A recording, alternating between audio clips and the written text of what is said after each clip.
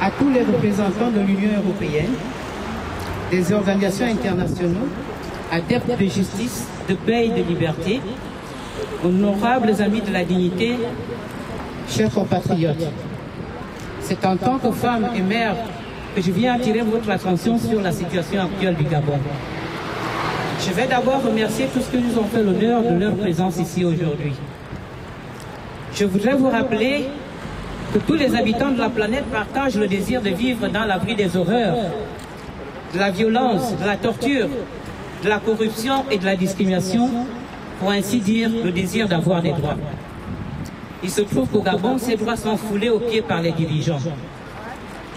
Je suis partagé par la colère et la tristesse face à la passivité dont l'Union européenne et certains représentants font preuve pendant que les enfants sont soumis à des actes les plus marquants de la barbarie, de la monstruosité et du sadisme de la société humaine. Chaque matin, chaque semaine, un enfant est assassiné pour satisfaire les bases besoins des hautes personnalités de notre pays. Ces barbares se nourrissent de tous leurs fantasmes. Ils sont à la recherche d'honneur, de pouvoir et de vie opulente. Non seulement les commanditaires de ces actes ne sont jamais à la barre, mais ils bénéficient même d'une protection suprême venant du haut lieu. Pire encore, en période électorale, remaniement ministériel ou tout mouvement politique, il y a un véritable carnage organisé, planifié et commandité.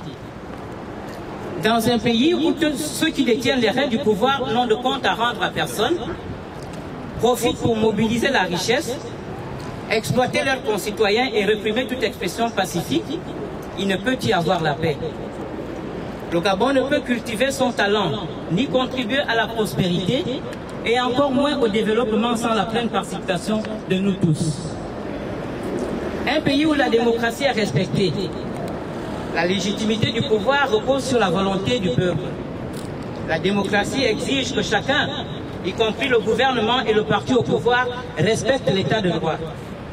Elle exige des institutions viables qui garantissent les droits fondamentaux pour tous les citoyens. Or, la démocratie du Gabon ne se résume qu'à la corruption, à l'oppression, au crime rituel, à l'intimidation et au divertissement. Le Gabonais qui était sédentaire se voit quitter son pays parce qu'il ne voit aucune possibilité d'avenir chez lui.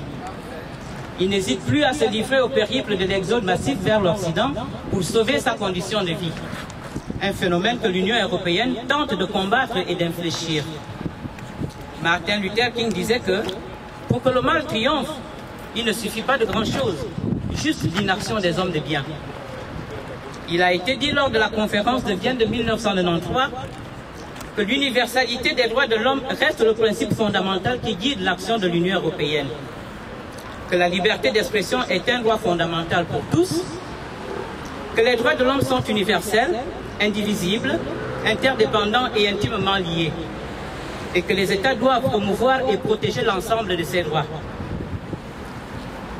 Et pourtant, ces droits sont piétinés au Gabon par les Gabonais, et les Gabonais ne voient aucune intervention de l'Union européenne.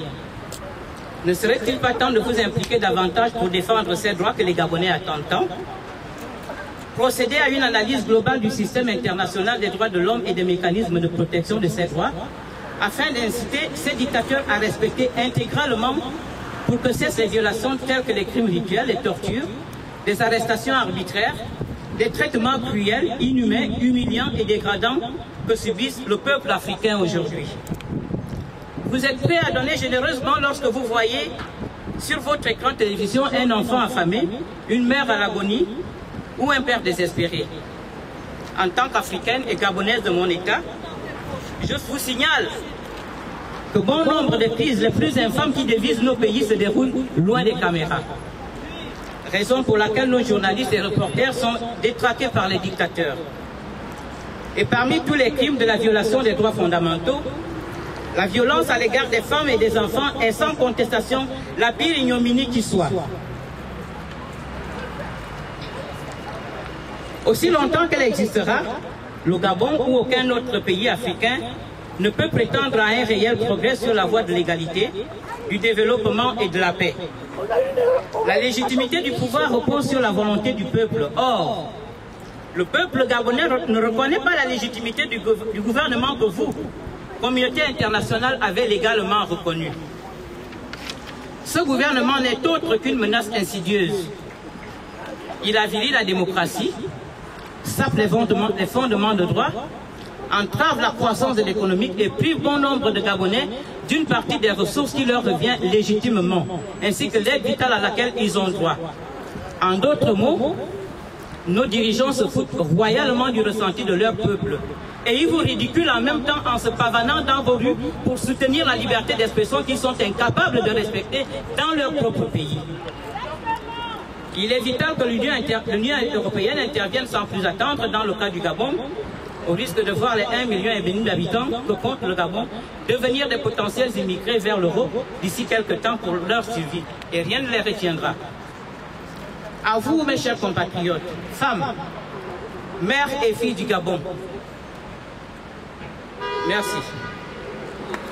Je suis ici aujourd'hui en tant que Pounou, Echira, Teke, femme, Miene, Kota, Vili, pour ainsi dire gabonaise.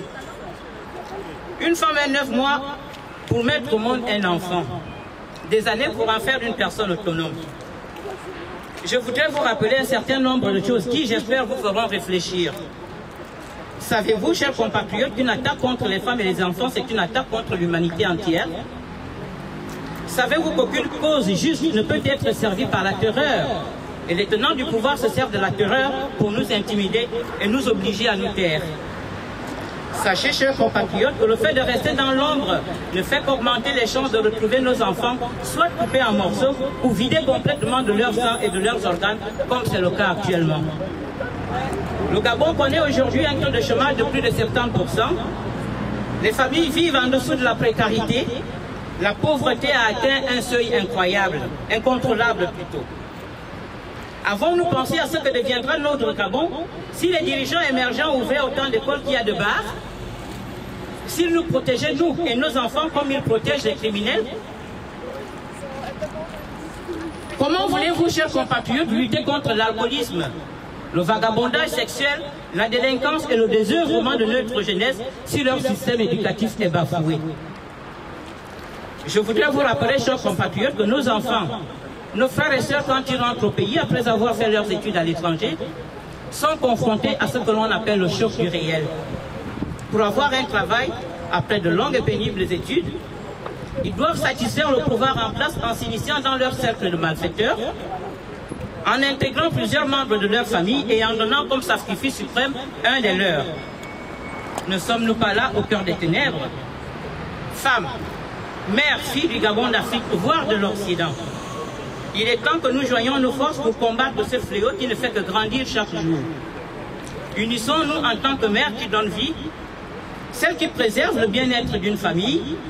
Sans notre participation, il est difficile d'éradiquer le mal qui frappe nos pays.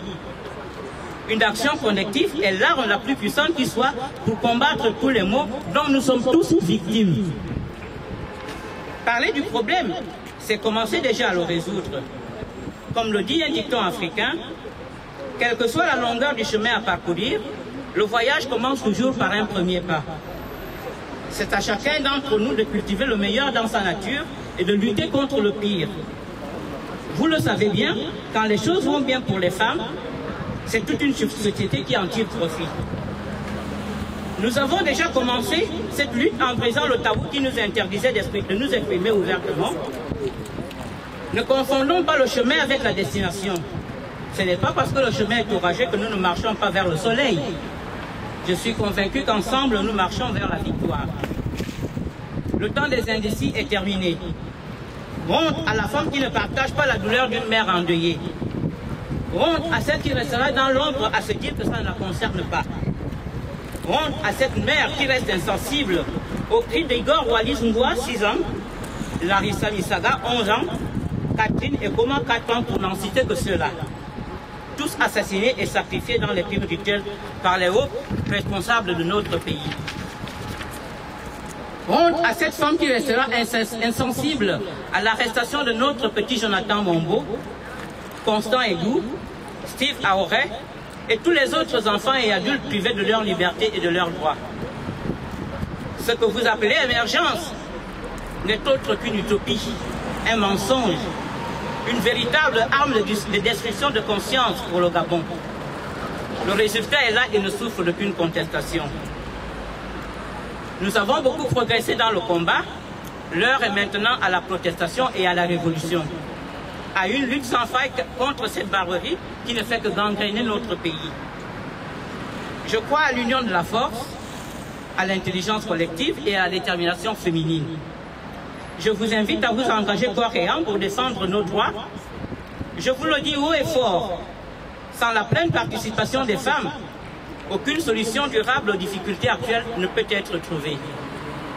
Seuls ceux qui contribuent à leurs bases besoins continuent de soutenir un régime qui n'a pour mission que de réduire le Gabon au néant. Seuls les parents sans cœur assistent à l'extermination de leur progéniture sans réagir.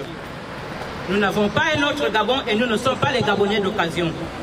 C'est de la terre de nos ancêtres qu'il s'agit. Tous ces exemples pour vous montrer, chers compatriotes, que l'heure est grave. Nous ne pouvons plus nous complaire dans l'inaction et l'immobilisme.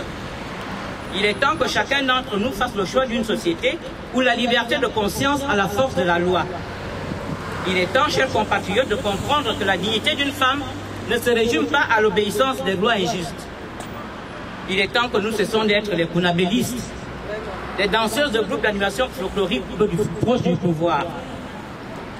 Un autre dicton dit que les mots que l'on confie à la plume naissent dans le cœur.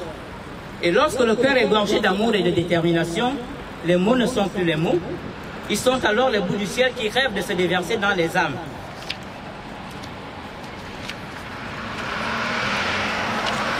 J'espère que cette journée marquera à jamais un tournant décisif dans un combat qui est désormais le nôtre. J'attends une forte mobilisation de toutes les femmes, mères, filles du Gabon et de toutes les races confondues pour cette bataille sans merci. Je vous remercie.